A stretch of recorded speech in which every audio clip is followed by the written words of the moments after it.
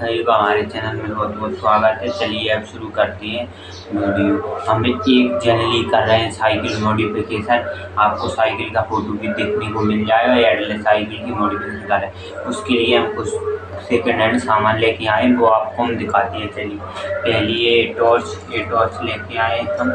ये टॉर्च है और इसका ये ग्लैप्स है, इसको भी लेके आए। ये एमियन फॉक्स लाइट, इसको भी लेके आए हैं।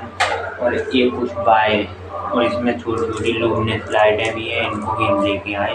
ये भी लूमिनस लाइट है और ये बहुत सारी झालर है। ये मार्केट में बहुत महंगी मिलती है, ऐसी मिलती है, आप देख सकते हैं। और ये कुछ वायर है, ये भी लेके आए। और ये अपनी बैटरी है, इसको भी लेके आए।